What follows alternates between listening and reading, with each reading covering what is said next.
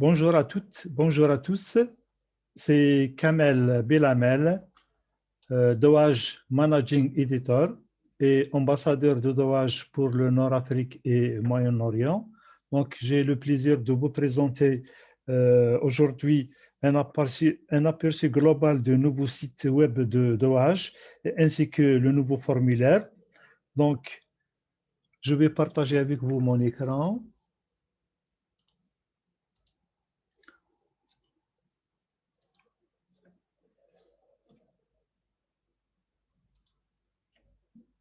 Alors, comme j'ai dit tout à l'heure, donc la nouveauté de ce nouveau site de Doage et le nouveau formulaire. Donc, d'abord, si vous êtes un nouveau utilisateur, vous devrez créer un nouveau compte sur le site web de Doage. Donc, si vous êtes vous avez déjà un compte dans le Doage, vous devrez se connecter afin de soumettre votre formulaire. Une adresse ne peut être utilisée qu'une seule fois. Donc, une fois vous êtes connecté, vous gérez vos comptes sous les paramètres. À partir de cette fenêtre, vous pouvez changer votre, comment dirais-je, votre nom et votre username. Donc, vos revues, vos formulaires ou bien des mises à jour et l'endroit où vous importez les métadonnées d'articles sont collectés sous, bien sûr, cette fenêtre éditeur sur le tableau de bord de votre, ce qu'on appelle éditeur. Vous pouvez enregistrer vos formulaires en cours et revenir plus tard ou supprimer le brouillon. Vous pouvez toujours voir vos formulaires que vous avez déjà soumis. Il y a aussi parmi les nouveautés dans ce nouveau formulaire plus de choix de l'essence CC ou de l'essence de l'éditeur. Aussi le processus d'évaluation, donc vous pouvez sélectionner plusieurs processus d'évaluation. Donc ils ont été ajoutés et vous pouvez sélectionner une seule réponse si vous voulez. Il y a aussi à la fin de ce formulaire deux nouvelles questions à la fin de ce nouveau formulaire. Vous pouvez désormais consulter et modifier toutes vos réponses avant de soumettre votre formulaire. Alors, on va commencer brièvement donc vous présenter le site web de Doage. Donc, il y a une barre concernant les informations disponibles sur la page d'accueil de Doage. Donc, il y a ici le nombre de revues indexées, aussi les revues le nombre indexé en langue et le nombre d'articles. Donc, ce qui nous intéresse, bien sûr, comment vous allez se connecter à ce site une fois que vous avez, bien sûr, et vous pour soumettre votre formulaire. Alors, donc, comme j'ai dit tout à l'heure, avant de soumettre un formulaire, bien sûr, si vous voulez voir, lire le guide, donc ici, vous cliquez ici sur ce lien pour avoir plus de détails. Donc, si vous n'êtes pas encore enregistré, il faut bien sûr fournir un email ou bien un username avec un mot de passe. Vous pouvez faire un enregistrement. Donc,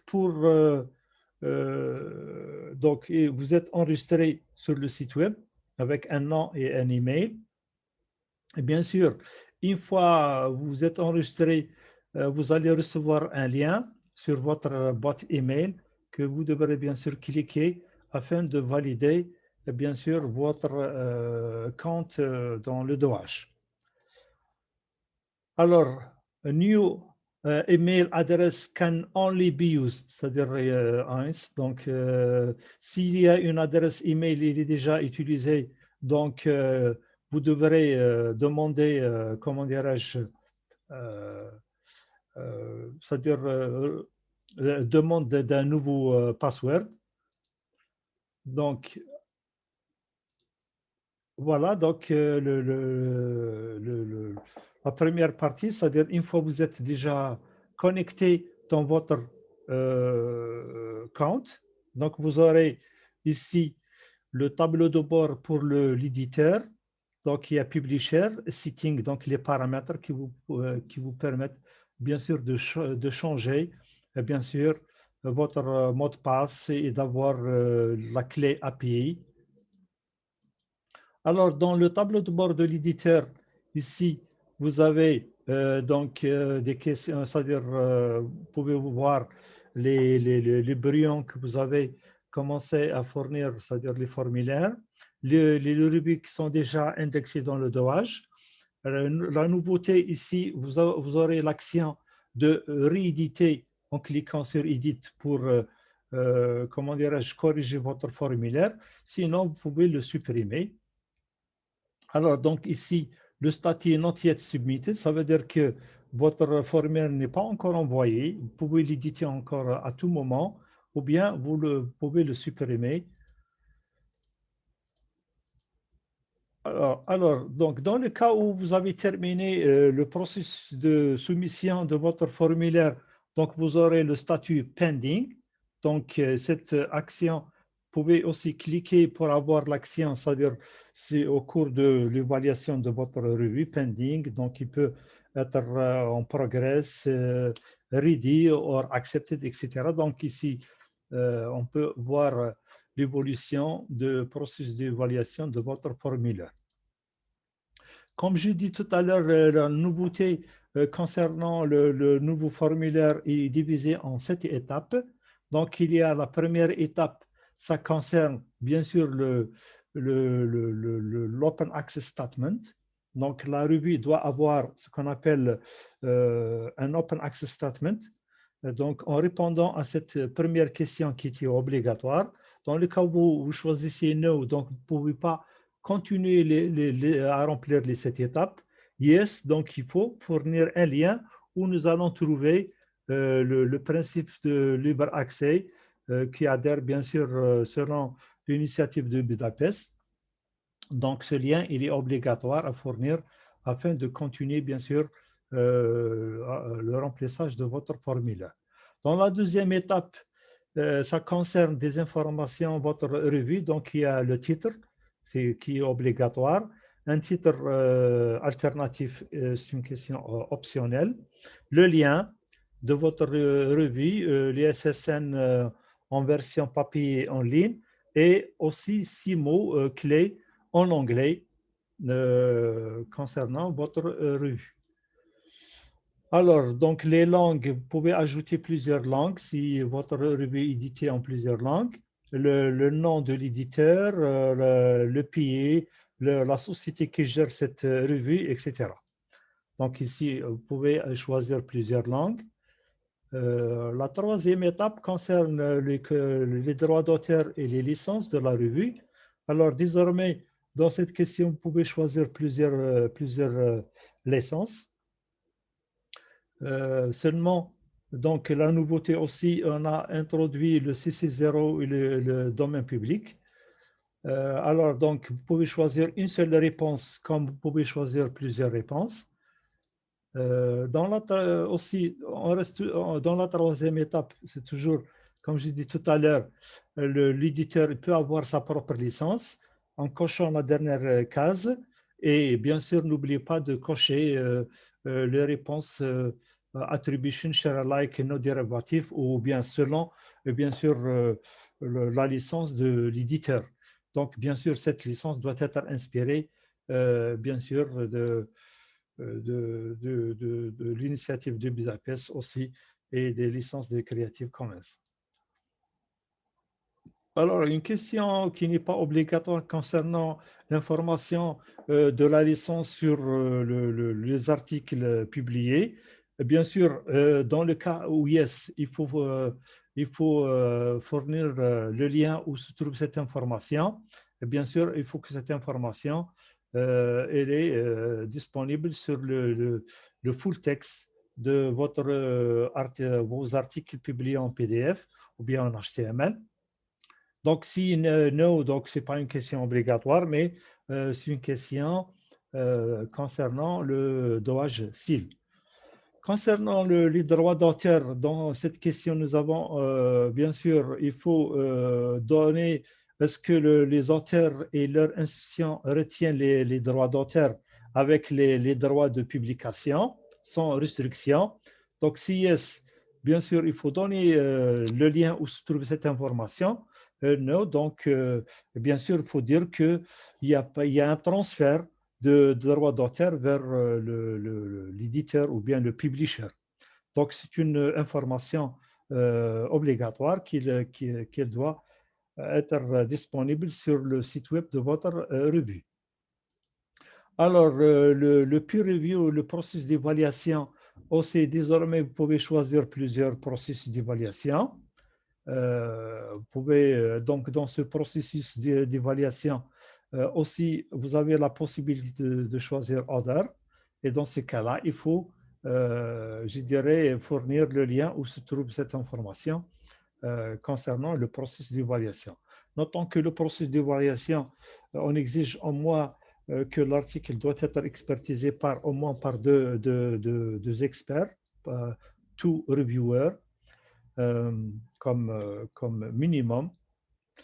Alors, does the journal return screen article submission for plagiarism? Donc, c'est une question aussi pour les bonnes pratiques. Est-ce que la revue a un moyen pour la détection de plagiarisme? Donc, si yes, il faut fournir le lien, sinon, bien sûr, mais ce n'est pas une question obligatoire pour l'indexation dans le DOH. Alors, concernant l'éditorial de votre revue, bien sûr, il faut fournir le lien où se trouve comment dirais-je, aims and scope of your journal. Le comité éditorial, bien sûr, doit être c'est-à-dire avec affiliation, le comité éditorial de votre revue, ainsi que les instructions pour auteur et aussi le nombre de semaines entre, bien sûr, la soumission et la publication des articles. Alors, une remarque importante, lorsque bien sûr, vous donnez les liens où se trouve, par exemple, l'information concernant votre éditorial, n'oubliez pas, bien sûr, de fournir un lien complet, bien sûr, en commençant par HTML. Autrement, si vous mettez, par exemple, doage.org comme un lien, donc, dans ce cas-là, vous ne pouvez pas continuer à remplir votre formulaire parce que cette réponse est invalide. OK? Alors, le business model pour votre revue, c'est des informations aussi obligatoires qu'il faut fournir concernant les APC, articles, process et charges. Yes, donc il faut donner le lien où se trouve cette information. No. Aussi, il faut donner l'information que votre revue ne pratique pas des frais de soumission et de publication. Alors, APC Waiver, donc c'est des exonérations. Souvent, ça s'adresse aux auteurs qui sont des pays en voie de développement. Donc, si votre revue fait des exonérations ou bien pratique des exonérations ou bien de réduction pour les APC, il faut bien sûr donner le lien en cochant yes. Donc, sinon, ce n'est pas une question obligatoire. Alors, other fees, donc s'il y a d'autres charges, il faut sélectionner et fournir le lien concernant les autres charges.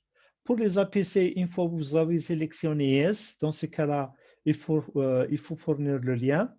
Et vous allez, bien sûr, dans ce cas-là, choisir la monnaie. Donc, dans ce nouveau formulaire, vous pouvez choisir plusieurs monnaies. Donc, ici, vous pouvez avoir les frais en pound, par exemple, en euros ou bien en dollars, etc. Donc, vous pouvez donner les valeurs, bien, c'est-à-dire les charges en plusieurs monnaies. Dans la sixième étape, ça concerne les bonnes pratiques et le DOAJ encourage les revues d'adopter ces bonnes pratiques seulement. Ces bonnes pratiques ne sont pas obligatoires pour l'indexation des revues. Donc, parmi les bonnes pratiques, c'est la politique d'archivage. Donc, est-ce que votre revue dispose de ce qu'on appelle une politique d'archivage à long terme? Parmi ces politiques d'archivage Portico, par exemple, ou autres. Donc, dans le cas où vous ne disposez pas d'une politique d'archivage pour votre revue, vous pouvez sélectionner la dernière question. Est-ce qu'il y a aussi une politique pour le dépôt, pour aussi à long terme, tel que le Sherpa Romeo, etc. Donc, bien sûr, il faut fournir, si vous choisissez par exemple, Sherpa Romeo, on va vous demander le lien où se trouve cette information. Pour ce qu'on appelle le persistent article identifier utilisé par votre revue, donc vous pouvez choisir un identifiant ou bien plusieurs, ou bien sinon, si la revue ne dispose pas d'identifiant, donc vous pouvez choisir la dernière réponse. Alors, parmi les nouveautés, donc les deux nouvelles questions de ce formulaire, ça concerne bien sûr l'identifiant ORCID. Donc, ce qui est présent in your article metadata, ou bien aussi la question concernant open citation, donc yes or no. Et dans ces deux nouvelles questions, vous n'êtes pas obligé de fournir le lien concernant ces deux nouvelles questions. Alors, donc ici, vous pouvez choisir yes comme no. Donc, ne sont pas aussi, ces deux nouvelles questions ne sont pas obligatoires pour l'indexation de vos revues. Alors, une fois que vous avez terminé, bien sûr, le remplissage du formulaire, vous aurez ce qu'on appelle un résumé de vos questions, de vos réponses au formulaire. Donc, que vous devrez bien sûr relire. Vous pouvez revenir ou bien vous sauvegarder votre brouillon pour le soumettre à n'importe quel temps. Sinon, donc vous allez bien sûr cliquer ici pour sélectionner cette case et vous aurez bien sûr le bouton rouge Submit. À partir de là, donc quand vous cliquez, vous allez envoyer votre formulaire. Il sera enregistré au niveau de DOH. Donc, bien sûr, si vous êtes un éditeur de revues qui existe déjà dans le DOH, alors donc on vous demande, on vous encourage bien sûr de nous envoyer ce qu'on appelle un update request, c'est-à-dire une mise à jour de vos revues qui existent déjà dans le DOH. Et dans ce cas-là, c'est-à-dire il faut se connecter dans votre tableau de bord en tant qu'éditeur. Et à partir de là, donc ici, il y a un bouton Update. À partir de là, donc vous pouvez mettre à jour vos liens, vos réponses dans vos anciens formulaires qui sont déjà archivés au niveau du site web de DOH. Donc, l'action, c'est il faut cliquer sur Update afin d'envoyer Alors, enfin, comme résumé, comme j'ai dit tout à l'heure, concernant le nouveau site et le nouveau formulaire, comme j'ai dit tout à l'heure, il faut disposer d'un nouveau un compte au niveau de DOH afin de soumettre votre comment dirais-je, formulaire. On accepte un email address can only be used une seule fois, donc vous ne pouvez pas soumettre plusieurs email adresses. Donc une fois que vous êtes connecté à votre compte, vous pouvez changer les paramètres de votre compte, tels que l'username, le mot de passe, etc. Vous pouvez donc soumettre, vous pouvez toujours soumettre, bien sûr, faire des mises à jour et d'importer, de collecter, importer les métadonnées d'articles sont collectées toujours donc sur le tableau de bord de Publisher. Vous pouvez retourner à tout moment c'est-à-dire à vos formulaires qui sont en progrès, c'est-à-dire en progrès, et vous pouvez le supprimer. Aussi, donc, vous pouvez plus de choix, bien sûr, plus de choix de licence et de processus d'évaluation par les pairs ont été ajoutés et vous pouvez sélectionner plus d'une réponse. Alors, comme j'ai dit tout à l'heure, il y a plus de nouvelles questions à la fin de formulaire. Et bien sûr, vous pouvez désormais consulter et modifier toutes vos réponses avant de soumettre votre formulaire.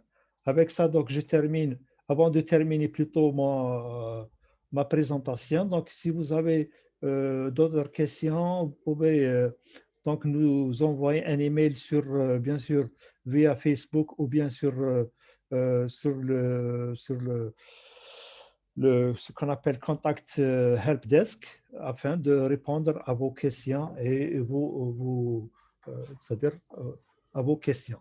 Donc, avec ça, je termine ma présentation. Je vous remercie beaucoup et au revoir. Merci.